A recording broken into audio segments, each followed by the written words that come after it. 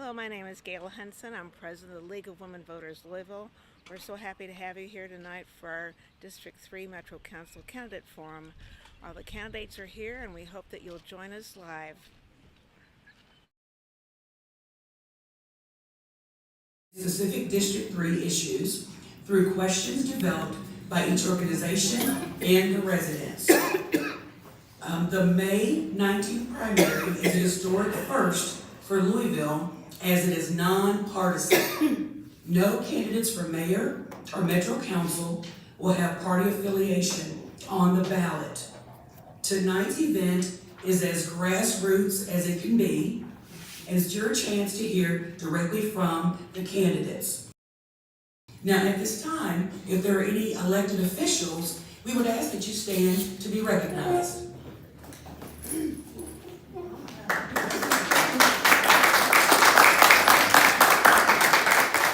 Thank you for being here. I'm going to tell you just a little bit about the League of Women Voters. We are a nonpartisan grassroots organization. We do not endorse candidates.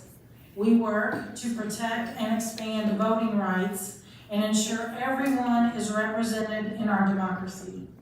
We empower voters and defend democracy through advocacy, education, and litigation at the local, state, and national levels. And now to the matter at hand, this forum. The candidates have been sent the following guidelines, and I want to read them to you so everybody's aware of what the rules of the road are. Names will be drawn to determine the order in which candidates will speak. That order will progress with each question. Equal time will be allotted to every candidate, and each candidate will have the opportunity to answer every question. Opening comments will be limited to 90 seconds. Question answers will be limited to 60 seconds. And if a candidate feels a need for a rebuttal, that a candidate can use 30 seconds of their next question's time for rebuttal or put it in their closing comment. Closing comments will be limited to 90 seconds. You will see that we have timekeepers over here, a couple of the nice ladies from the League of Women Voters, who will indicate how much time a candidate has remaining. When the allotted time is over, a stop sign will be raised and the speaker will have to stop. So they'll get a 30-second warning, a 15-second warning, and then the stop sign. Denise, back to you. Okay. So let us draw names to determine the order in which our candidates speak. We will progress with each question. So for instance, if number 1 is first, then number 2 will be first the second time, number 3 will be first the third time, and so on. We're going to ask if the president of the League of Women Voters can come up to help draw the names, please. And we have slips with the 3 names on them.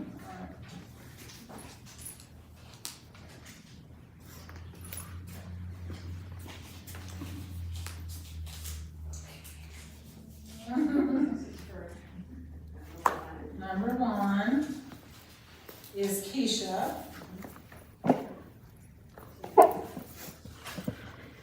Number 2, Kumar Rashad. The way they're sitting, that works out nice for her, or Denise and I. All right, and number 3 is Sean. Oh, thank you. Okay, now to our opening statements. We will give you 90 seconds to share your opening statement. We'll start with Ms. Dorsey. Thank you everyone for coming. I am Keisha Dorsey. I am currently a teacher at W.E.B. Du Bois High School. Even though the school is an academy, I teach chemistry and physics. I am the former councilwoman from 2019 till 2023, re-elected again, but opted to join the mayor's office as former deputy chief of staff. And I am not necessarily a resident of Shiley. I am still a resident of District 3. Keep it short and simple. Thank you. Mr. Rashad. Yeah, it's all good. My name is Kumar Rashad. I'm a high school math teacher here at Jefferson County Public Schools at Breck Metro High School, which is a school, an alternative school for students that have gone through the criminal justice system. So we got our own issues and we got our own joys. I also want to let you know that in 2023, I made history as the first and black male to ever occupy the position of Metro Council in District 3. So that's a real great pride of mine. We did great things while we were in there, including passing the anti-displacement ordinance and creating a resolution to help Metro employees out with work schedules that needed to be flexible because of JCPS busing. But I'm here just for a family, food accessibility, affordable housing, and mentoring the youth. And that's what I want to bring to this community. Thank you. Ms. Spencer. Thank you. My name is Sean Spencer. Thank everyone for being out tonight, and thank you to the League for hosting this event. I am a proud South End resident. I grew up in the Jacobs neighborhood over by the Taylor Berry area, and I'm a current Shively resident. I am a human resource consultant by trade. I'm a community advocate by love. I have been doing community advocacy work probably for the last 20 years, including work with youth, our elderly, infrastructure, housing, job works programs, and I am also involved in the community with other things like with ECHO and things like that. I'm a small business owner. I own a business in West Louisville. I currently work in Shively, and so this is an area, the South End area, is an area that is dear to me. I purposely moved back here to raise my daughter in this area, and I want to make sure that we have a voice on Metro Council equal to or greater than the other areas that have been advocated for in previous years. Thank you. Thank you. Thank you, candidates. We'll now move on to the questions. The first question we have is focused on your qualifications. So we'd like for you to spend a minute talking about what talents, skills, and knowledge do you have that will make you a good fit for D3, for District 3, and the whole Metro Council. And Mr. Rashad, we'll start with you. Can you repeat the question one more time? Sure. What talents, skills, and knowledge do you have that will make you a good fit for District 3 and the whole Metro Council? All right, let's just start with the knowledge first. Starting off with the knowledge, being in Metro Council in 2023 really prepares me for this position because I'm ready to go on day one. There's not going to have to be a period of adjustment. I'm ready to go. You know, the knowledge of what we need to do as far as dealing with our budget in order to make our dreams come true as far as having actual fresh foods in this district. Talents, you know, I'm very talented at getting legislation passed. That's what I do. That's what I've done on Metro Council, getting legislation passed. That's what I do as far as on, I get legislation passed on the National Education Association in front of 8,000 people every year and get them to agree on issues. That's the hardest thing. That's a really hard thing to do, but I handle it with care and I do those things yearly. Ms. Spencer, you're next. You need me to repeat the question or you got it? I got it. Thank you. Thank you. Qualification-wise, in addition to my college degree and my multiple national certifications, I have been boots on the ground and involved in the community and working with the community one-on-one. I have numerous awards for working with the community, listening, engaging the community, and being an advocacy for the community before I'm even in office. I believe I'm the best and the most well-rounded candidate because I have a history with youth, I have a history of education, I have a history with small business and economic development and structure. I have a history with advocacy for the public, for businesses in front of multiple agencies, Metro Council, TARC, the mayor's office, and other agencies. So I believe that's why I'm the most qualified for this position and what I bring to the table. Thank you. And Ms. Dorsey? Thank you. As former councilwoman of this district from 2019 to 2023, I put together the first and only, up until that time, screening during COVID-19, when the South End was completely locked out, shut down. We could not get resources from the mayor. My background in public health, in which I have a degree, I call the mayor Shively, and we put it together ourselves. That makes me qualify. In addition to that, understanding that Shively is a small city and understanding that the policy difference in Shively is completely different than Metro, I put together the first plan, had it funded from my office and the city of Shively to give Shively their own policy here in this city, as well as the rest of District 3. I put together an ordinance, or several ordinances, one of many, which gives homeowners throughout the South End and the West End $50,000 to purchase their first home. I did that. I also served as the mayor's deputy chief of staff, and I helped coordinate the budget on both sides of the aisle. That makes me more than qualified, and I feel I'm the best candidate. Thank you. Our second question, we'll start with Ms. Spencer. The focus of this question is on the needs of this district. And it is, what is the single greatest need in District 3? And what will you do as a council member to address this need? Only to pick one. One of the single most issues with this district is one, it's more than Shively. This district is unique. District 3 is one of the most diverse districts in Metro Louisville. You have West Louisville, you have South Louisville, you have South Shively, that's its own municipal city. You have people with low income, people that are lower income, and working families, and everything in the middle. Economic development and growth is the number one issue because those tentacles from that particular platform touch everything else. When we talk about having food for our seniors, allowing them to age in place, we need supportive services around us in order to make that happen. And so I believe economic development, growth, focusing on that is the key issue that I would like to work on, among others.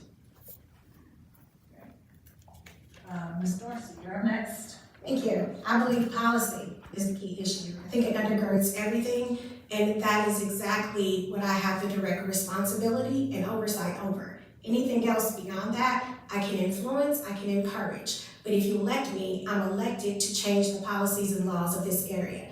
As such, originally when I came into office, one of the first things I did, that I will reiterate, is put a plan for Shively in place. That plan then becomes part of the Louisville 2040 comprehensive plan, in addition to a neighborhood or area plan. That makes it such that when laws are passed for economic development, we can then go to the state for funding and say, this is law. It is part of the 2040 plan. It is part of our neighborhood plan. It puts us in place to actually get state and federal dollars. So that would be my priority, is to make sure that the policy is in place to undergird everything that we want to do as a small city and as a district. Mr. Shaw. Yeah, as a high school teacher, we were taught that we're supposed to follow Maslow's hierarchy. And in the, the most essential need of our students is the ability to eat, to have food, clothes, shelter, and you can't even teach a kid if they're hungry.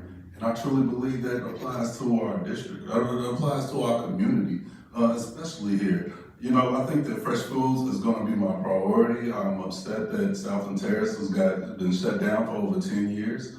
I know that, talking with the manager and the owner of the property, they're concerned about certain crimes in the area. They're worried about, so many different things, but they really want to work with us in order to get fresh foods in here. It's really important that we get policies that creates economic growth, and we do important things to stop groceries from leaving. The next question, we'll start with you, Ms. Dorsey, and it's concerning housing. There is a serious need for affordable housing, both to rent and to buy in all areas of Louisville. What will you do to develop more affordable housing, both in District 3 and Community 1?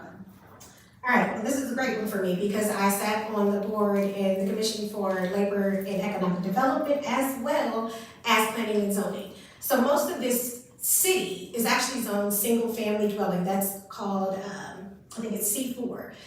So with single-family dwelling, or R4, single-family residential, that means that the density only allows for a single house on a parcel. It doesn't allow for additional density. the greatest density zoning wise, which we typically cannot go back and rezone unless we go back from the council, is in West Louisville. So in order to change and add more affordable housing, we first must start at the zoning level. You cannot do it until you undergird it with zoning and change zoning policies at the city level and at the local level.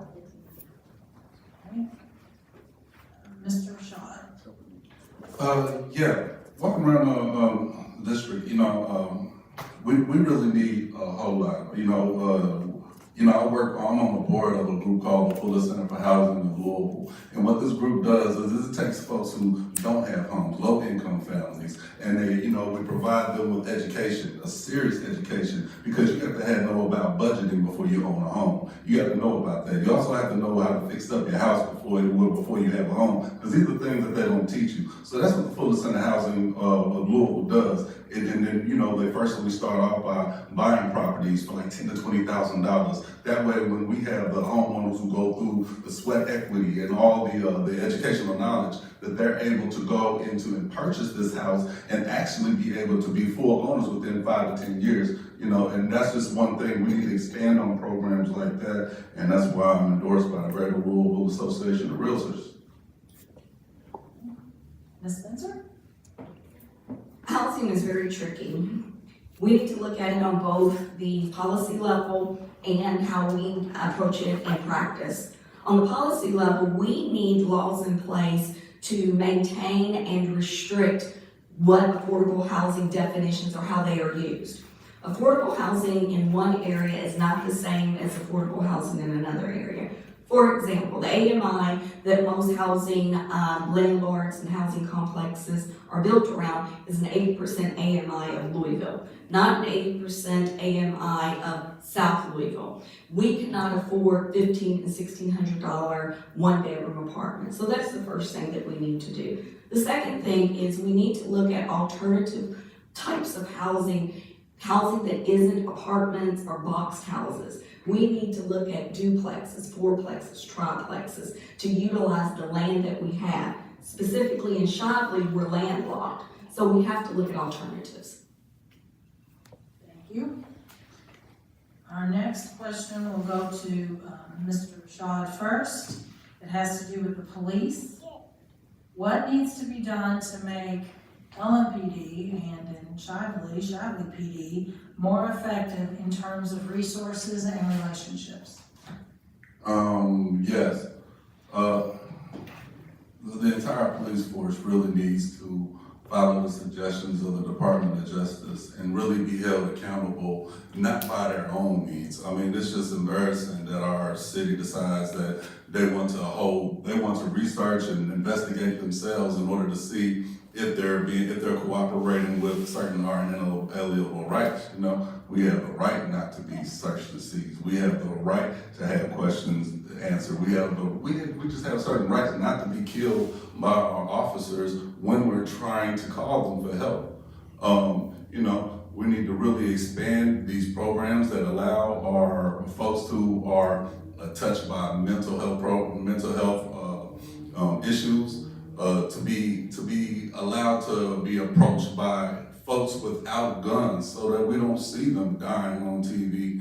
So we just really have to hold them accountable to the federal, to our justices, and not by their own means. Thank you. Next, Ms. Spencer, you're up. And then I think we need to start at the beginning. We need better selection of officers. We need a way to diversify the officer pool by offering programs to have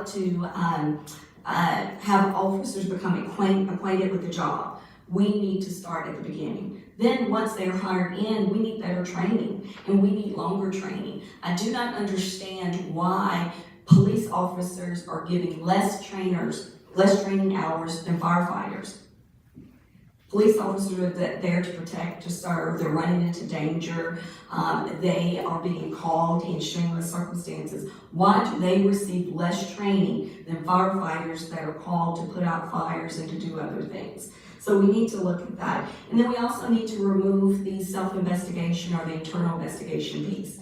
You can not only, can you not investigate yourself as an HR professional, I know what type of pressure that puts on employees to be investigated by their coworkers or their senior managers. Ms. Dorsey? So first of all, I'm gonna go back to, I think Sean said it best, the basics. But the basics are protect and serve. And I think when we get back to understanding what that actually means, it's not law enforcement. Because often when I'm reading reports like the DOJ or the former report that came out, you're looking at policies, you're dealing with the police union. Every single time it gets into the mechanics of all the things that police are doing, with the exception of protecting and serving. Define that first and understand what that means to the community. That's where we need to start. The second piece, I do want to take that last 30 minutes for a rebuttal, going back to that affordable housing. When we talk about fixing up housing, we have to have money to do that because oftentimes that falls to seniors who are on a fixed income. Secondly, the $50,000, the ordinance that I actually got $13 million through the city council to use. Actually, part of that money went to the Urban League that has a similar program that Mr. Kumar Rashad mentioned in making sure the members are excellent. Go ahead. All right, we'll move on to our fifth question, which has to do with discretionary funds, and we'll start with you, Ms. Spencer. Each Metro Council member has funds to spend for neighborhood development or capital improvements. What criteria would or do you use to disperse these funds to serve your district or support the cause of another district? I think the first thing that we need to do with those funds is come up with a better appropriation system. Right now, residents do not understand how to apply for the money, what uses how they can use the money, how much it is. And so before I start handing it out and giving it to people, I think educating them on how it can be used, where it can be used, and then getting the community involved on what they see as important for the money to be spent. To be honest, with the way that JCPS is not feeding our children, one of the first things that I would want to do with some of that discretionary money is to provide more funding for meals. You cannot train or teach a child that is hungry. And so some of that money needs to be spent on practical things and not just on activities in one or two neighborhoods. All right. Next up is Ms. Dorsey. So with discretionary funding, the first thing is it's actually neighborhood development funds and capital funds. Neighborhood development funds are approximately about 50 to, if we council can put it in there, up to 100,000. Those funding dollars, I actually did a needs assessment when I first started in 2019. I asked the district to rank what you needed, and that's how I used those dollars. So we went away with some of the traditional programming that the former councilwoman had put in place. As such, we use that for sidewalks in Shively, for speed humps, for putting down striping that seniors could see when they were driving at night, for increasing the lighting for those that drive down Algonquin Parkway. Those were your NDF dollars, actual capital dollars. In regard to the capital expenditures, we combine those dollars as well to go towards the capital projects that we needed to actually match state funding. So that's how we use those dollars when I was in office. I continue to go along with the same premise, start a needs assessment, understand what the community needs, and then match that in capital funding as well. And Mr. Rashad, the last one on this question. Yeah, absolutely. Thank you. When I was in office, we use some neighborhood development funds to one, sponsor different programs. One program was a program that's definitely needed in this area. It was called Shoot Balls and Not Guns. This is a mentoring program that's enabled to get kids off the street, introduce them to different things. So because out of mind is the devil's playground, so it also prepares them for different social skills and social wraparound services for them. Also, we use neighborhood development funds when I was in office to push we called it an educational block party, which we had in the Taylorberry neighborhood in association with District 5, in which we had got a lot of books from the public library. We got book bags from the police department. We got a lot of entrepreneurs who look like the people in the area, and bouncy houses, entertainers you know, entertainers who were made up of students of the district, and they got paid. So, we finished the first 5 questions. Denise is gonna take over for the next 5. So it's up to you. Okay. The next question is on accountability. We're gonna start with Ms. Dorsey. And the question is, what specific measurable outcomes will you commit to for District 3's economic development in your first 100 days? So I think it's difficult to commit to any economic development outcomes in your first 100 days because in part, outside of partnering and understanding the landscape of the budget, you have to go through and request funds. That usually takes more than the first 100 days. But I think the greater importance is to understand what are the economic development needs within the first 100 days.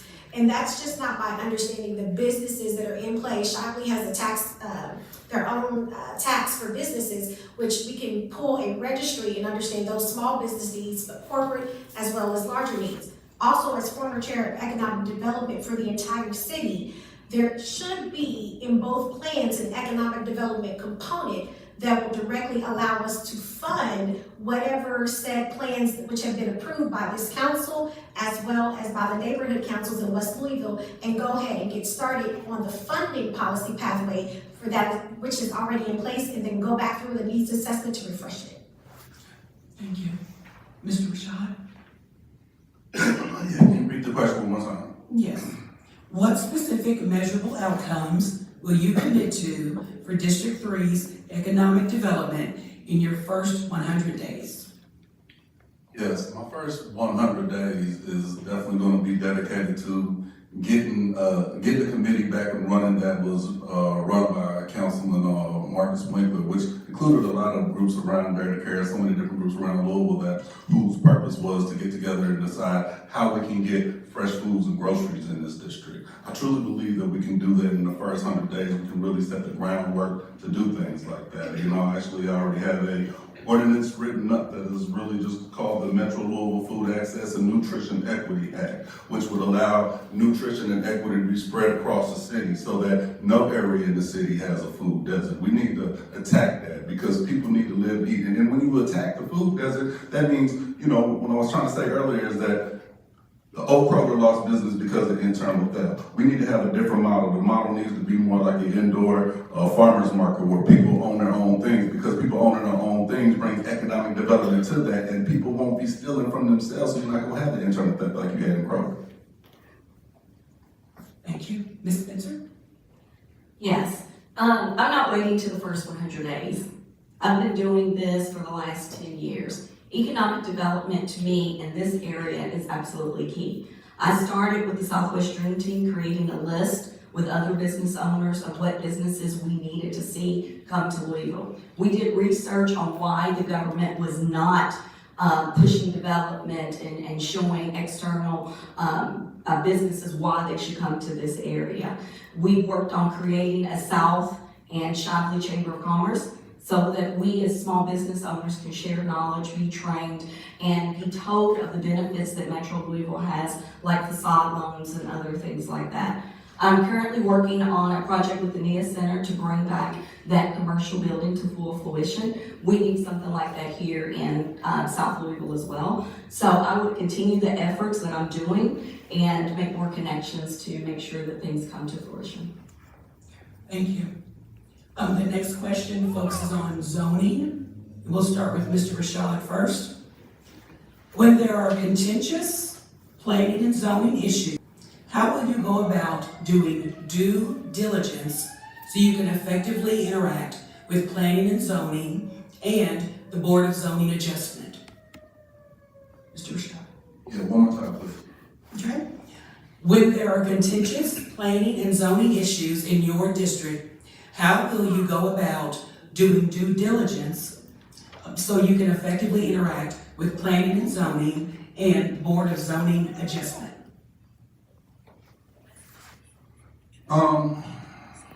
This question is just, I think it's just really two pieces to it, honestly. It's really, number one, understanding what the zoning laws are, that are at the heart of the issue and really understanding, the history behind the zoning law, but also really just, talking to, the person or organization that's being affected by this ordinance. We really need to figure out what people are doing, what people are saying, and to just really interview our constituents on how they feel about this zoning. It's not something that I'm gonna do, just by myself. But really, it's just taking that due diligence of doing the research on the different items and researching with the different community members and, oral interviews and that type of thing in order to go to planning and zoning and, you have opportunities to speak at planning and zoning when they have their committee meetings and just be a part of the process from beginning to end. Thank you. Ms. Spencer? Yes, I think it goes back to community involvement and being involved on both sides. Whomever is applying for whatever particular statute or license, making sure you understand what they need and what they're trying to accomplish, but then also speaking to the community and seeing why this particular change, how it's gonna affect them, and how they do or do not want it. Which means having meetings when the majority of the community is available, not during the day. Having them on weekends, in the evenings, whenever it needs to be. And then also working to repeal Metro Council's ordinance that they would take whatever the zoning commission says and run with it. The Metro Council, we are hired and elected to represent the people, not to be rubber stamps. And so I think that would need to be done. And then while those advocacies are happening, looking at best practices, looking at what other similar situated cities are doing and how they're incorporating and how they're able to balance the needs of developers and industry with community. Thank you. Ms. Dorsey? So I'm gonna start where Sean left off. She's actually right. So I was actually part of the council, which is why I sat on planning and zoning to understand how it was done. With planning and zoning, I don't care how many community meetings you have, how many BOZA meetings you have. If you do not have findings of fact, which is why I passed the community plan and the shopping plan, you will still get sued and they can still implement their policy if you don't have findings of fact. That findings of fact puts law in place via those comprehensive plans to allow the community to fight back. In addition to that, I also had people go door to door. So yes, that was me, Councilwoman Dorsey, going door to door. Every single time there was a liquor store proposal. Every single time there was a nuisance proposal. We went to the residents, to their homes, with pamphlets, with flyers. Show up at this meeting at this time. Log in, Zoom. If you can't do either, here's how you write in. Here's how you call in. So it's both sides. But I made sure there was policy in place because without the policies and the laws, you have nothing. Thank you. The next question focuses on youth violence. Many believe that youth violence is increasing. I'm sorry, we will start with Ms. Spencer, sorry about that. Many believe that youth violence is increasing, especially homicides. Now, as a member of Metro Council, what are some of the specific measures you would propose to address youth violence? Number one is to get the youth involved. Ask them, talk to them. As I'm running and as I'm going through this process, I've been talking to youth. And we as adults have came up with things like, they need a skate ring, they need movies, they need this. When I've talked to the youth, they said, we need jobs. We need a way to earn money.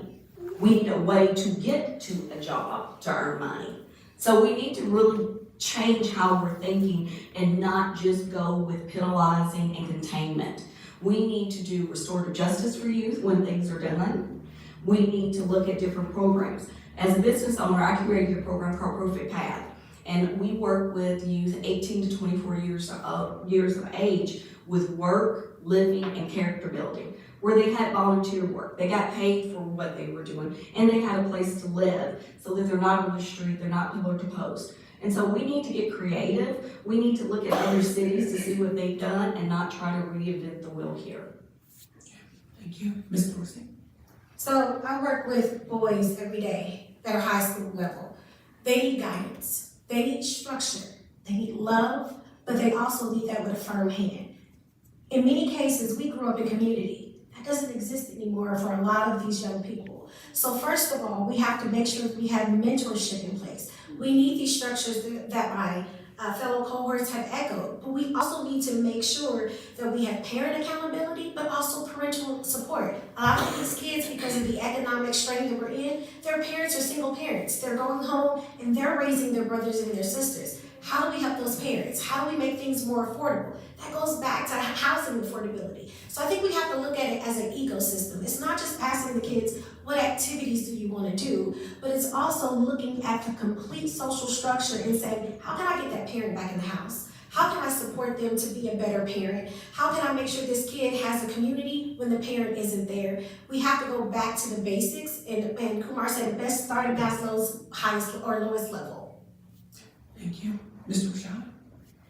Yeah, in 2024, I was named the Kentucky High School Teacher of the Year because of the mentoring programs that I bring in Breckenridge Metropolitan High School. You know, I'm from a school that I see the violence firsthand. It's not unusual for me to have to go to one of my students' funeral. It happens every year, multiple times a year. And these kids need love. They need, a lot of them need father figures. I'm gonna just be honest with you. They also need, like my colleague said, economic opportunity. So that's why I'm going back to that grocery store thing. I think we can start building up businesses like that. Give these kids some jobs. You know, get these mentoring programs that I mentioned before, shoot balls, not guns, or sowing seeds with faith, which is another mentoring group with a former teacher who's now just really doing wraparound services for community. We need to expand on JCPS's program of men equality, which is in over 50 schools. I've been a mentor for over 20 years and the Black Student Union. We also need to reach out to our Rhode Island Student Union. Thank you. The next question focuses on gun and gang violence. We'll start with Ms. Dorsey. What can local government, in partnership with local organizations, do to help LMPD and Shively Police reduce gun and gang violence? Listen to their residents. So half the time, I can't tell you how many hopefully I get more time than I may have to go back to this. How many policing forums we have been to. I mean, there have been 1,000,001. Shout out to my mom, who's the police ombudsman, who's been dragging me to this stuff since I was before a kid and got really into this stuff, which is how I got into policy. But there have been numerous forums. At this point, listen to the community. Pull the reports that have been done time and time again. We keep saying the same old thing, but it's not being implemented. At some point, residents get tired of showing up to these forums when nothing changes. So if you take the reports and you take the advice that people have already given you, go forward with that. The mayor said he was going to destroy guns only to realize he couldn't. So other suggestion, when you make a deal or you make a law, make sure you can do it first. Let's start there. Thank you. Mr. Rashad? Absolutely. I definitely agree with my colleague about listening to the residents and getting everybody's thoughts and processes in there. Also, I think just on a Metro Council level, we can also create ordinances that put stricter gun laws into place. Also, we can also set up gun programs, exchanges in the community. But what we really want is just to really build upon workforce development, because people have guns and commit crimes just either A, out of opportunity, or they commit it because, you know, they're really just desperate and they just need to, you know, they might need something to feed their families at the moment. So we really got to figure out what are the root causes and address the root causes and not just be so quick to just penalize folks, when we really need to just be looking at the root causes and just doing our best to support our local enforcement and getting the guns off the street. Thank you. Spencer? I agree with everyone that they've said. One of the things, however, that we don't do a good job of, and it's not just here in Louisville, it's the entire United States, we tend to lead with an arrogant mentality, meaning that we will not learn from other societies, other countries. We need to really look at what we're doing. So as we're looking at those root causes of why these guns are needed, some of them is mental health, some of them is a lack of resolution skills. Where are those being taught and how are we utilizing those? And then also, don't make policies, or don't say you're gonna make policies that you cannot incorporate. We had the same thing with minimum wage. The city decided that it was gonna raise minimum wage, and it didn't work out. People were excited, they thought they were gonna make more money, only to be told by the state that you can't do that. They were told by the state, you cannot destroy guns, and you haven't heard anything else about it. Where's the fight? Where's the push? So we just need to go further. Thank you. Question 10 focuses on Frankfurt. And we will start with Mr. Rashad. The question is, in this session of the Kentucky General Assembly, numerous bills were filed to take power away from Louisville, such as Senate Bill 4 to recreate the JCPS board. What do you see as Metro Council's role in building bridges with Frankfurt? Certainly, okay. Well, yes, I think that, well, first of all, I'm a lobbyist for my union, for Jefferson County Teachers Association, so I go down there all the time. And yes, Senate Bill 4, I helped work against Senate Bill 4. It was a strenuous process because at first they wanted to take away, go from 7 to 5, but then they wanted the Attorney General in Frankfurt to choose the other two to be finance officers. We fought hard against that. We won that part. I still am, I'm still not feeling where they're at right now. We really have to do a better job of connecting with our Frankfurt politicians, and honestly do a better job of connecting with the rest of the state, because that's what the problem is. A lot of times the state looks at the state versus us, and then when you go out to the state, they're voting against our interests because they feel disconnected from us. So we really have to do a grounds effort job of going through every precinct, every district across the state, so because most of the time our values align. Thank you. Ms. Spencer? Yes, with working with those in Frankfurt, we have to learn how to not only work across the aisle, but listen to them and to get them to understand. When you're in Frankfurt and even other parts of the state, they tend to look at Louisville as the cash cow, and if they control us, they can control the amount of money that comes to them. So whether you're looking at the Senate Bill 4, you're looking at the brownfields that Senator Herring was able to get passed, or Kentucky State University.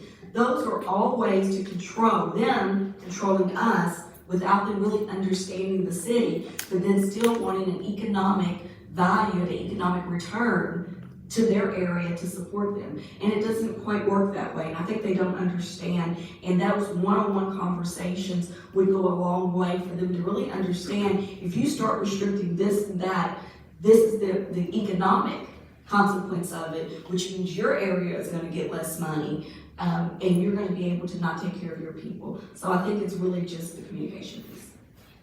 Thank you. Ms. Dorsey? So this is an easy question for me because we have state reps. So you have to work with them. I believe in staying in my lane, and the residents elect me just like they elect these state reps. So what does that mean? That means partnership and communication. But they have state reps that can carry that weight. So when my residents come to me, my responsibility is to know and have the knowledge of what is within the parameters of what I can influence, but also what's in the parameters of someone else who's already elected to carry that forward. So the first thing I would do is create partnerships with the electeds of this area to carry those initiatives forward. The second thing is we have someone at the council level who's previous leadership, Kevin Bratcher, but that means we have to reach across the aisle and have relationships with Republicans in order to get things passed. Thirdly, when it comes to the larger measures or state driven things, you also have to have those relationships because oftentimes it comes with a mandate from the federal level that restricts the state as to how they can do it. So having that relationship at the federal level. Thank you. And that concludes 10 questions. We're going to give you all 30 seconds to breathe for a second, then we'll move on to number 11. Okay? The people of Louisville deserve a mayor that will listen, that will offer opportunity, that will make sure the most marginalized get the resources they need. I'm here to tell you that I am the right choice because I've been working for you the whole time. I plan to be exactly who I campaigned to be. And every role I've taken in this city has been to serve and take care of people. On May 19th, this is too important for you to stay home. We need you to go vote for your future. Louisville, it is our chance to change the direction and to make it better. Louisville is better when we come together as community. Louisville, it's time. This is brought to you by the people to elect Shamika Parrish Wright. New construction going up is bad for the area. It goes back to policy, it goes back to ordinances. The leaderships that we have in place right now and in the past have allowed these things to happen. They've weakened our voice by dividing up the district.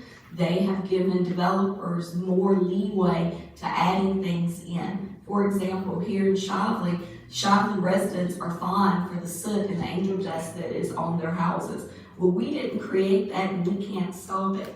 And so we need to toughen ozone and we need to toughen the air quality regulations for those manufacturing. So I think it's both. It's the policy side, getting it done, and then also the community side with them pushing us to get things done. Ms. Dorsey? So this is when I dug into personally because my background is in public health. And so I understand the health disparity. So I actually started down this rabbit hole of finally getting to something that I created using the data that already exists from the previous health equity study called Air Justice. Air Justice allowed us to create policies in partnership with the University of Louisville to go through an IRB and actually have scientifically proven outcomes that we could then take back to the state board, which actually controls air pollution control, and say, in this area, we are disparately impacted and here's the data. But also, how do you communicate to us about the outcomes? One thing I do want to point out is something we learned the hard way is something called air credits. These companies, once they have so many air credits, they can trade them around. We cannot regulate air credits from Rubbertown because if one company goes out of business, they can sell their air credits, which means they can release higher pollutants in the air as long as they don't go over their air credits. I'll stop there. Mr. Shaw? Yes, I was talking to a resident earlier today, and we really have to make many ordinances that really put caps on the amount of pollution that these companies can deal with. I mean, this specific resident had whiskey fungus all on the top of his roof, and said that they have to get high pressure water on there at least every 2 years, and that's mostly in the Taylorberry area. So we really got to do that. We really have to actually educate these folks, our folks, on how they can get support from the city, the Office of Housing and Community Development, on how to report these issues and perhaps get funding from the city to help regulate the property. But we also actually, I'm just going to leave it right there. Next question is on representation. We're going to start with Ms. Dorsey. District 3 has often felt unattended. How do you plan to educate and involve residents in the city council decision-making process rather than just speaking for them? So there's something I clearly don't believe in. When I first got in, I was bombarded, probably like every other resident, and the former council people and anybody in Shively could tell you, I went ragged. Running door to door, educating the council, and I say council, Shively Council, about the tax increase and what that would mean. Insurance premium tax. Former Mayor Beverly Chester-Burton can tell you I was on the phone with her consistently up until the last minute, even got Shively to have a last minute meeting so they could pass an ordinance so that it would supersede whatever the city would put in place so that Shively would be protected. So when it comes to meeting and talking with residents, one is to be knowledgeable of what you can and can't do. Two is to make sure that you have partners, because there's an entire Shively City Council that when I need to make a decision at the last minute that requires partnership, then leverage your council members to go out into the community and I'll take care of this section, you take care of this section, let's come together, let's understand what the needs are and make sure that the voice is represented. Mr. Shaw? Can you repeat the question one more time? Sure. District 3 has often felt unattended. How do you plan to educate and involve residents in the city council decision-making process rather than just speaking for them? Well, when I was in office, I definitely felt like I built trust through two-way communication. I had multiple town halls, community events. I've listened at community meetings Shively Hall meetings, and sought input from undeserved groups for equitable representation. Our office was responsive, transparent. We helped our neighbors navigate bureaucracy and explain how this feedback would help the decisions. We visited local institutions, invited neighbors to the legislative process. We had newsletters, first time having newsletters in the district. For that most part, mobile office hours, we're gonna utilize that and have that. Also hire someone whose sole job is to go around the district and look for things to clean up or areas that we can improve, and they talk to neighbors around that area. And also, I agree with my colleague on talking to the Shiloh City Council and the state reps. And Ms. Spencer?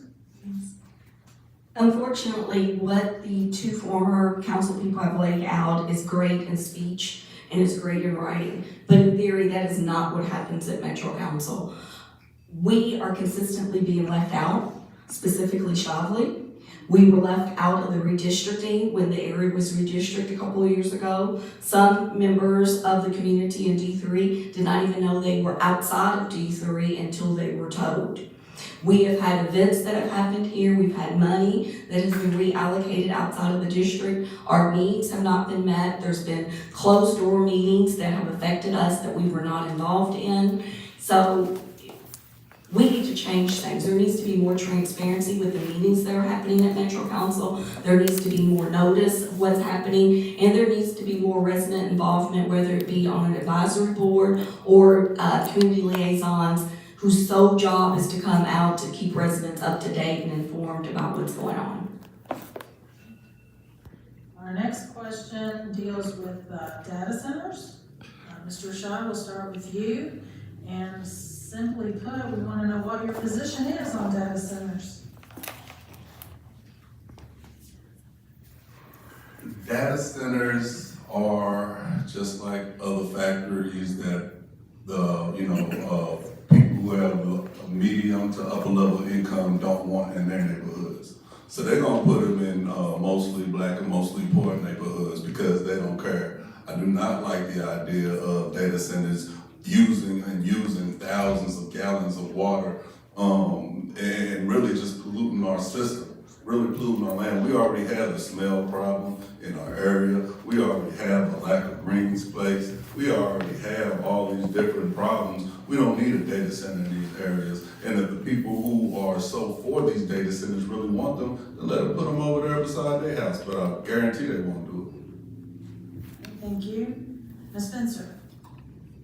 So we need data centers. We all like technology, but there is a responsible way of doing it. And backdooring deals, which is the one that's most reflective of what we have here for the data center that's coming here. I can't speak about the ones in other cities. The one here did not take best practices. There's a data center in Indiana that is working differently. They didn't take that seriously. We already have data centers here. There are 2 data centers in West Louisville already in the Portland neighborhood. The data center that is being put out here is being put next to hazardous chemicals. No one brought it up. The developer and our current mayor worked together to pass the West Louisville TIF and to help with redistricting so that it could be purposely put into a neighborhood that wasn't going to push back and did not have the resources to push back. And that's exactly what happened. So data centers need to be somewhere else. They need to be in rural areas, and they need to not take our utilities. Ms. Dorsey?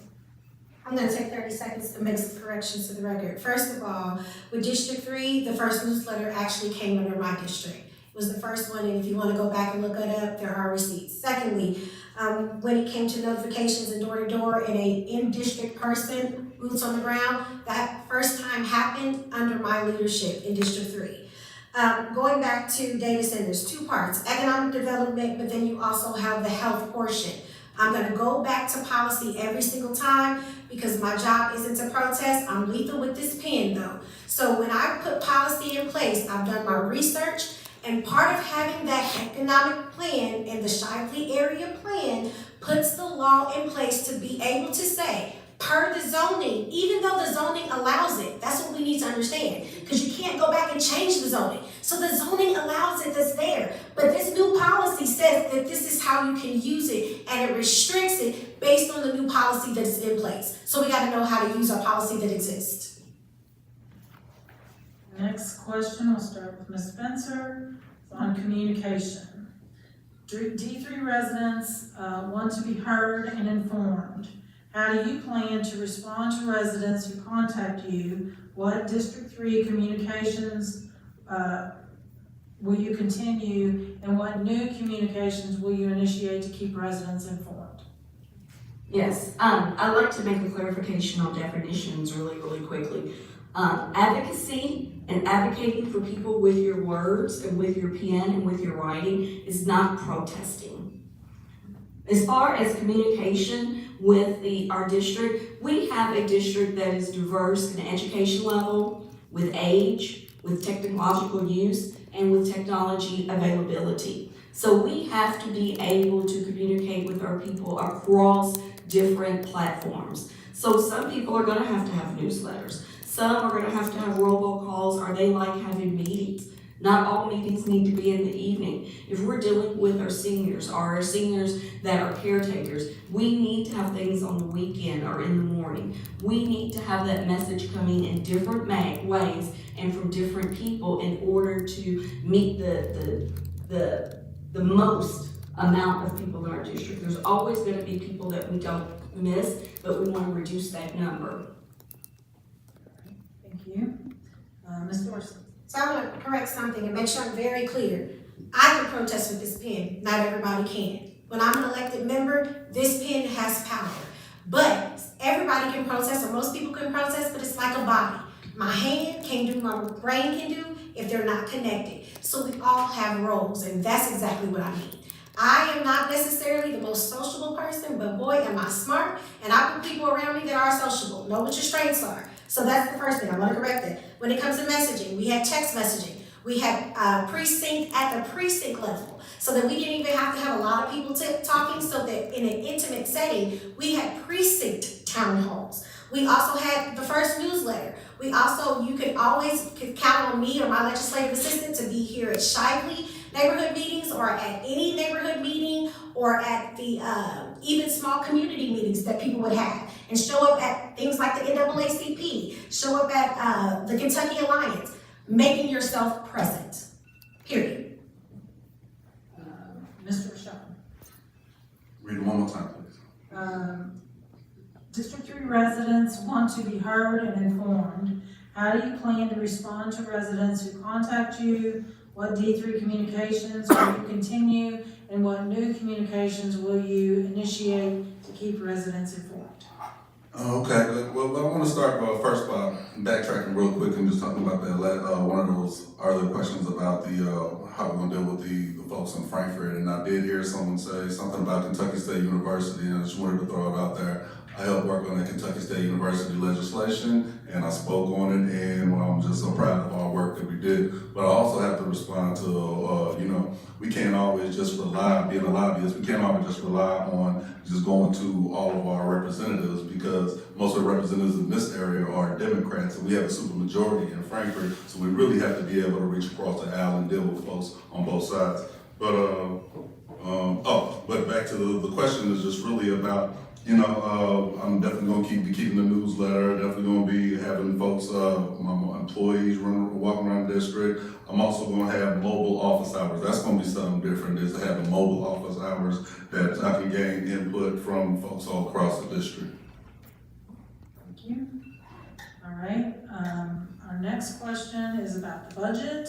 We're gonna start with Ms. Dorsey. And the question is, could you please comment on Mayor Greenberg's budget proposal and how it helps both the city and District 3? Well, there's a nice piece of legislation that I actually wrote, and got some co-authors from other people. It's called the Budget Equity Ordinance.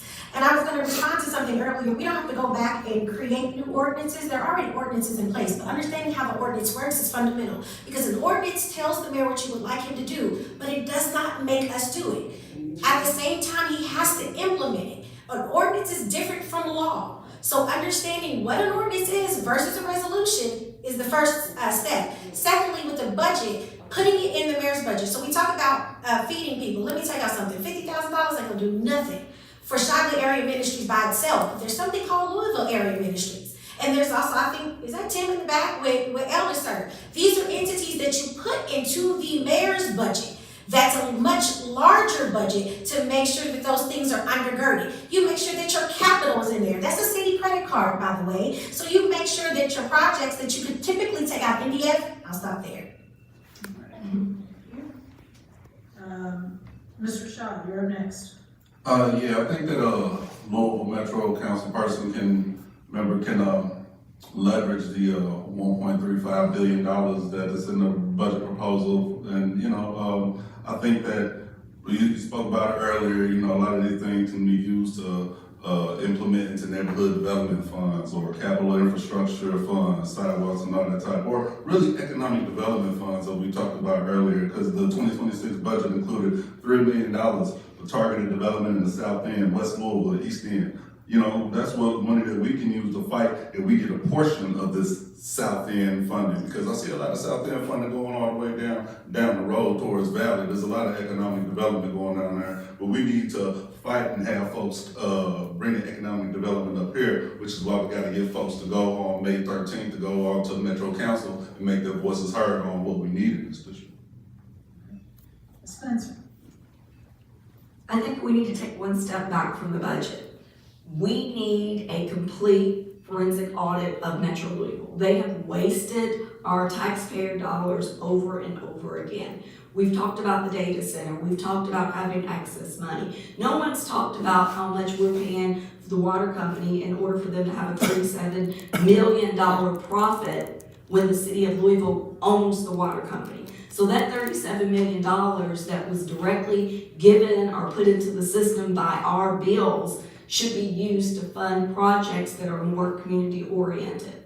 We need to start with the community activities first before we start looking at some of these developing projects and giving money to entities like a Young Center or other places. We need to prioritize community and people over politics and friendships and collaborations with like people. So that's the end of the 15th question. I'm going to switch back to Denise. She's going to do the last 5 questions before closing comment. Okay, question 16. It focuses on trust and access to services. We're going to start with Mr. Rashad. Many families don't access available resources, not because they don't exist, but because of trust, complexity, or timing. How would you ensure that investments in District 3 actually reach families in ways that are accessible, dignified, and community informed? One more time, please. Okay.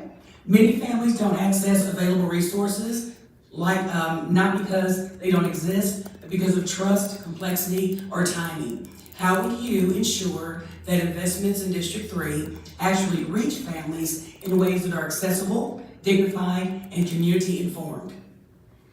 Well, first of all, I'm gonna have families be a part of the whole process of just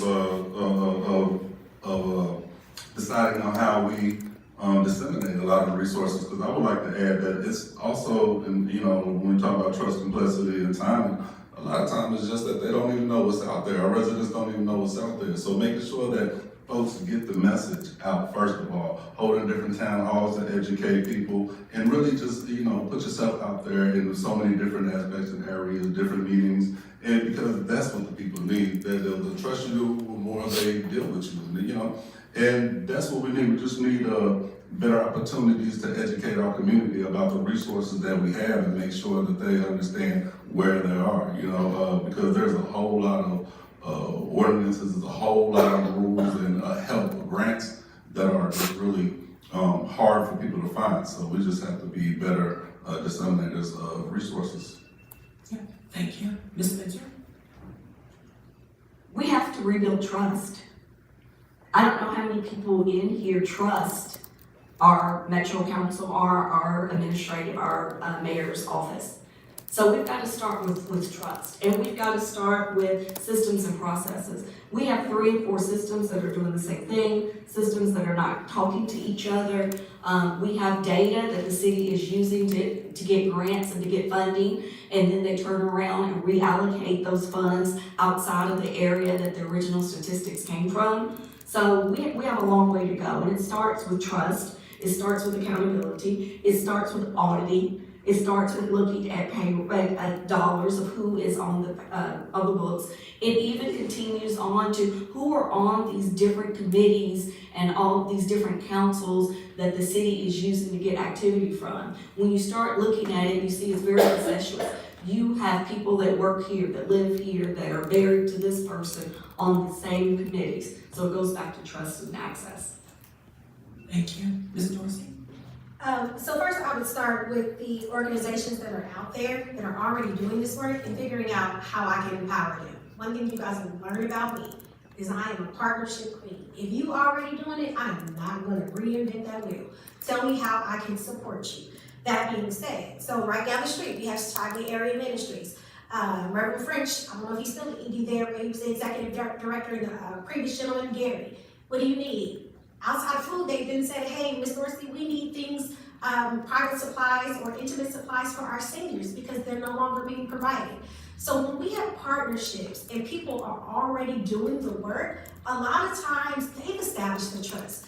They've established the need. I'm one person and I'm gonna tell y'all, I would love to do it all, but I can't. So the question is, how then do I get out there without killing myself with only 24 hours in the day? That's to lean on the people that are already doing the work and have proven outcomes and understanding how I can support them. Thank you. The next question focuses on housing. Housing instability is deeply tied to income volatility and insecurity. What role should Metro Council play in creating pathways to stable living wage employment in District 3? And how does that connect to your housing strategy? We'll start with Ms. Spencer. One of the things I just wanted to redirect really quickly on the partnership with and access. During COVID, I worked with Sam, with Metro United Way, and with individuals because the city decided that it did not see it as a priority to feed our seniors. We gathered $100,000 to support these entities, got volunteers, and passed out food in this area to our senior citizens. We've got to go back to trust. They can't even trust you to feed them. So on the wage piece, I agree. We need to work with small business owners because we are the largest our largest economic engine in the United States. It is not the large businesses that have 30 and 40,000 employees. We need to work with them on ways that they can provide a living wage of $15 an hour and up, and then also how they can work within the programs that they have in their offices and access to within their company to help employees stay stable with using that money. Thank you. Ms. Dorsey? So I'm gonna go in a really odd direction here. There's very little we can do when it comes to living wage. So even with the city, there have been ordinances passed, the city has passed its own ordinance that it could not implement, even from a perspective of its own employees, to understand that they were being underpaid. I'm gonna tell you, I'm a teacher, and I'm underpaid. So the question is, we have a partner at the federal level, and Morgan McGarvey, hold his hell accountable. How do we get dollars in relief at the federal level where there are laws in order to protect workers, in order to ensure a living wage, or give us the flexibility at the state and local level to be able to impact that in various ways according to our own economic local development? That being said, again, there's partnerships and understanding what is our role. I can tell you at this point, I don't even think $15 is worth a living wage. The way eggs have gone up, period, and milk. So I'm gonna leave it right there. Thank you. Mr. Rashad? One more time, please. Okay. Housing instability is deeply tied to income volatility and insecurity. What role should Metro Council play in creating pathways to stable living wage employment in District 3? And how does that connect to your housing strategy? Absolutely. You know, I think, again, I'm going back to, ordinance that I'm drawing up, and I definitely want to, implement, with the, Louisville Jefferson, Food Access and Nutrition Equity Act and that. I think within it, I think we want to give certain, financial help to businesses that would actually kind of require them to set the wage at a certain amount when we're building it, to really build the community. So we really want to do things like that, that's why, I've also worked with the anti-displacement ordinance, because this is an ordinance that says no city money can be used to bring development into your city unless the citizens have a say so. So that lets people not get priced out of their housing, which saves them money. I also, I'm working with the Louisville Tenants Union to make sure that folks can have reasonable rent, and we need laws and ordinance to protect our renters as well. Thank you. Next question focuses on TARC. We'll start with Ms. Dorsey. TARC is planning to cut 12% of its service in August. This will have devastating effects on transportation to jobs. Explain your position on supporting and funding public transportation, specifically TARC.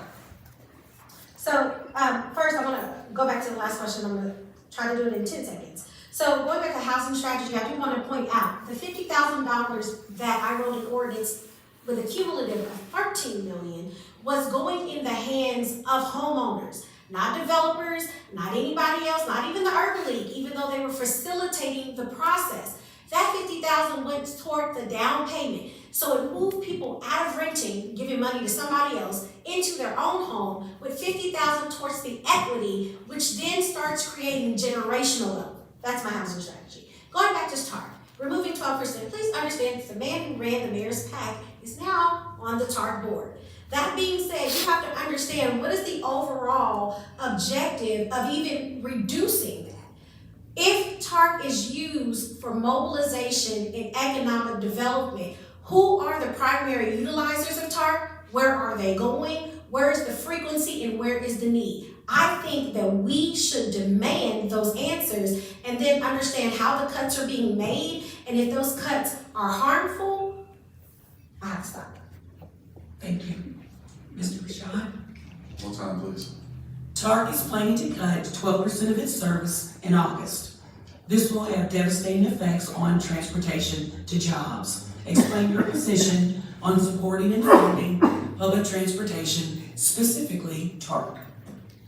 Well, absolutely. I think, first of all, we need to have an intense audit on TARC and just make sure that, money is being spent wisely on their end. But more importantly, we really need to have community input on these decisions on how, what routes are going to be cut and what routes should stay. I really think that we really need to, TARC really needs to prioritize our underserved areas, folks that don't have transportation and just have lower economic status, and make sure that they have free routes. Make sure that everyone has a route to get from their home to the grocery store, number one, especially with so many food deserts in the area. So, or to a college or to school, but just make sure that we really have the people's input on how we prioritize these route cuts and prioritize the ones that we really need to serve the most underserved people. Thank you. Ms. Spencer? TARC. Okay, so TARC 1 is a hot mess, but part of it is because of its relationship with metro government and with the lack of leadership. You have to remember TARC is part of the reason why TARC doesn't have money now started in the 70s. TARC has not had a percentage increase in taxation since the 70s. There was no way possible for it to sustain the service level that it was tasked with doing just as a business model. Last year, I'm in a building that is being sold by TARC. It was an initiative for the city and TARC together to provide a hub in West Louisville to service people that could barely ride to jobs, that could also pay for it. And what happened with that was it was mismanaged to the point where they had to sell it in order to fund projects. Then when Metro Council offered them $10 million, they said, we don't know what to do with the money. So that's a problem. I'm gonna stop because of time. Okay, thank you. The next question focuses on working across the aisle. We'll start with Mr. Rashad. When you are elected, how do you plan to work effectively with people from a different political party for the good of Louisville? Yes, back to the anti-displacement ordinance that we did, just a real quick recap again, it's just an ordinance that makes sure that the residents of the city have the say-so and a voice on what businesses can come in their neighborhood, so they're not overpriced in their own neighborhood. Now, this was passed on November 9th, 2023, it was my last day in the Metro Council, and it was passed unanimously. So I know how to work with the Republicans and the Democrats on the city level. I know how to work with the Republicans and Democrats on the state level. And I even know how to work with Republican Democrats on the national level. I do sometimes have to, often, about 3 times a year, go to DC to talk to national representatives. So it's just about talking to people because we really have more in common than we have different. It don't matter what party you are. Some people are extreme Republicans, extreme Democrats, but most of us are pretty much in the middle. Can you repeat the question? Yes. Working across the aisle, when you are elected, how do you plan to work effectively with people from a different political party for the good of Louisville? I will continue to do what I've been doing. Not only do I work well across the political parties with independents, Republicans, Democrat, and those that are unclassified. I also do it across socioeconomic classes, races, genders, and part of that is using facts and sitting down to have a conversation and having an open mind to be able to listen to and to put yourself in the shoes of the other person. When we talk about TARC, and I'm just going to break it up really quickly, one of the things that I was able to do was, one, to get TARC to not to sell the NIA Center to be torn down for an overpriced development. 2, we were able to get to TARC to sell it to us and all of its content. We were able to work with bankers, residents, elected officials to figure out a path forward for that building to stay open, not only for small business development, but for future transportation uses. So I've already been working across the board. Thank you. Ms. Dorsey? So, as a former councilwoman and passing the Budget Equity Ordinance and Land Development Code series, getting the grants for air justice, chairing labor and economic development, sitting on planning and zoning, chairing health and education and housing. It is a constant partnership. There is no Democrat, Republican, or independent. It's communication and partnership. And the real difference is whether we agree or don't. So it's not about party. And what it comes down to is if we agree, let's partner. If we don't agree, it's Abraham Lincoln's, it's a book called Team of Rivals. If you don't know what it is, go read it. How do you understand the other person's objective and perspective? Everybody wants something out of the pot. Oftentimes it's, hey, if what you want isn't gonna hurt me and what I want you can put in here, let's move forward. So it's about understanding what people want when you don't agree and understanding synergistic efforts when you do. Thank you. Our last question before closing statements focuses on eviction. We'll start with Ms. Spencer. Eviction is a systems issue. In District 3, many families facing eviction are also navigating unstable childcare, low-wage work, and limited access to transportation. How would you approach eviction not just as a housing issue, but as a systems issue?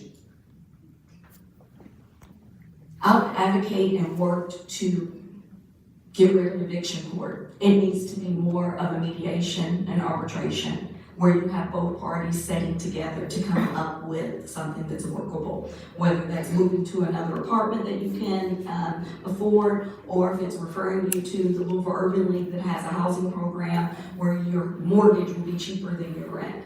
It needs to be more a collaborative effort instead of you did X, Y, and Z, so now you have to move your kids and all, because it's systemic. If you're evicted and you have kids, then now you have kids that have unstable housing. You may be living in a car, so it's unsafe. You don't have a way to get food. So it's not just that you're having to leave your place. It is uprooting your family and causing instability. So we need to come up with a way that's different than the court system as it currently sits. Thank you. Ms. Dorsey? I'm actually gonna disagree on this one. I think I've been on both sides of the aisle. I've been a property owner and I've also been a renter. I will tell you, some people need to be evicted because they also can cause harmful impact on others. I've been in apartments where people have been arguing and a bullet comes through on the other side and children are still impacted. So I do believe that we still need eviction court. However, I do advocate for some type of mediation because oftentimes when we look at the traditional renter and we paint this picture, it's of a person who's suffering economically. But that is not always the person that is going to eviction court. Secondly, I believe homeownership really is the key. If we can get people to home ownership, that is the ultimate goal. It's equity, it's financial stability, it's generational wealth, it's responsibility, and it's community. Because when you buy into a home, you buy into the community, you own that street, and you're dedicated not to just your home, but you're dedicated to every single neighbor on that block. Thank you. Mr. Rashad? One time, please. Okay. In District 3, many families facing eviction are also navigating unstable childcare, low-wage work, and limited access to transportation. How would you approach eviction, not just as a housing issue, but as a systems issue? Absolutely. I definitely agree with my colleague as far as with home ownership. That's why I work with the Fuller Center Housing for Louisville. And in that position, I have been able to take folks who are homeless or without a home and turn them into home owners. So I do have that experience with that. But I also want to say that, if we did, going back to the eviction court, most of the time, a lot of folks don't get evicted when they have a lawyer present, and we really need to expand on law ordinance passed where I think when Ja'Cory Arthur and Cassie Chamber Armstrong had an ordinance which really put a whole lot of money into eviction lawyers for low-income families who need that. And it's really way below what we really need in this city compared to other cities, Boston especially. So we really need to increase that. And that'd be one of the first things I would do is increase the amount that's in families who are going to eviction court to get a lawyer. Thank you. That concludes our questions. All right, so we're gonna move on to closing comments. Each of you will have 90 seconds for your closing comments. And we'll start with Ms. Dorsey. So I'm gonna back my way through this hopefully. Going back to evictions, so my office was actually one of the ones that helped lead the policy and the ordinance to make sure that during COVID, folks were not evicted, and I made sure a personnel person from my office, whether it be a volunteer or paid staff, sat in on every eviction case that went through eviction court for District 3. Clock that. Secondly, as far as working across the aisle, Ms. Dorsey will work with anybody. My goal is people. I will tell you all, my weakness is that I am an academic and I am an intellectual. But I understand that about myself. So I will tell you, my legislative aides are the most fruity, flirty, loving people in the world because oftentimes I don't come off that way. I know that about myself. I wish I could be more loving and come off more exuding in that manner. I am. However, I am serious about my business. I'm serious about policy and I'm serious about law. My job is to partner. My job is to put policy in place. My job is to listen and to understand and to connect. I have objectives that I am going after. Many times in this community, we go after feelings, what we think we should do, what feels good. I want to know what can I do and what will change an outcome because you'll love me later after I get something done. I'm not here to make promises that I cannot keep. I have objectives that need to be met and that's what I'm going after. Thank you. Todd, you're next. Thank you. Yes, my whole platform is built off of family, improving our families. Matter of fact, my acronym I use is just FAM, F-A-M. F is for fresh foods, which I've been talking about over and over again because we need that. We need that in this area. The A is for affordable housing, and I do have experience of getting that with the Fuller Center for Housing. The other day, we went up to American Village in District 3, and we just won a recent court case in which the landlord was trying to go and just go into these people's apartments while they were asleep. While they without any notice. So we got a restraining order on them. They have to have 48-hour notice before they get into the homes. Not only do they have to do that, they have to have the homeowner's permission. I've worked my entire life just building relationships and making sure that, I have good relationships with people and making sure that I build my brand up. And that's why I've been endorsed by LIUNA, the labor workers. That's why I've been endorsed by the Louisville Democrats for Kentucky AFL-CIO. I've been endorsed by Better Schools Kentucky. I've been endorsed by the Louisville firefighters. I've been endorsed by the United Auto Workers. I've been endorsed by the Greater Louisville Central Labor Council. I've been endorsed by the Greater Louisville Association of Realtors, and I've been endorsed by the Fairness Campaign because I'm someone who they trust. They know that I'm gonna get the job done, and that's why I was picked out of 250 teachers to become the 2024 Kentucky High School Teacher of the Year, celebrated by the whole state. Ms. Spencer. My work has been well-rounded. I have not been in the seat of Metro Council as my two former, but I've done the work as a community member. 2009, I started working with small business advocacy and improving and gaining more small businesses to South Louisville. In 2019, I was on the front line of the tenants' rights in the tenants union by helping them write the actual ordinances, rights, and getting it proofread and ready. In 2012, I started with environmental justice, specifically for Southwest and West Louisville areas. 2018, I started my senior citizen advocacy with making sure they can age in place, making sure they have food, making sure they have access to resources. 2000 was with youth working, youth housing. 2022 was better transportation for our area to support us as small business owners that are trying to hire people in our community. I've been doing the work in the community with the community for decades. I think I'm the best rounded candidate because not only can I understand policy and learn from it, I also understand recently what our community needs, how to contact them, and I touch all areas. I am an expert in human resources. However, I surround myself with experts in all the other areas, and I keep myself abreast of what's happening on the ground with those areas.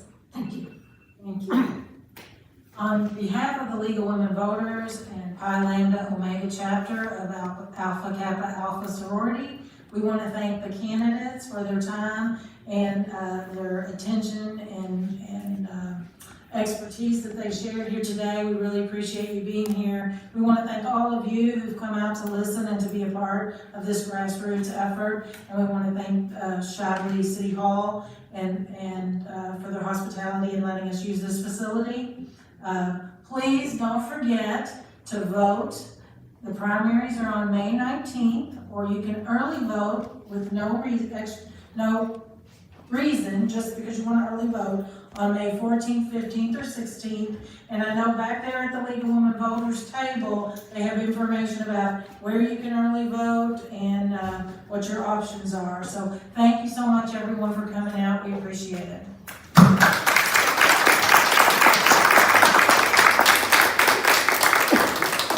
Louisville, it is our chance to change the direction and to make it better. We deserve better. We get there together. This is brought to you by the people to elect Shamika Parrish Wright.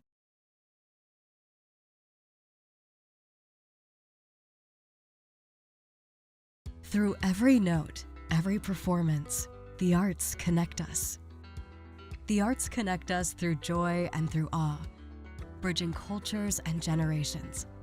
From intimate theaters to the grandest stages, the arts bring us together, reminding us that we're never truly alone. When we experience the arts, we experience each other. Kentucky Performing Arts. The arts connect us.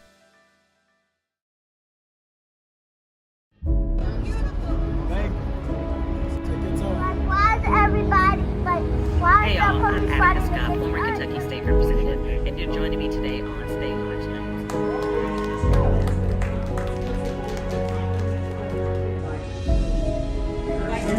We will continue to provide updates as we have more information.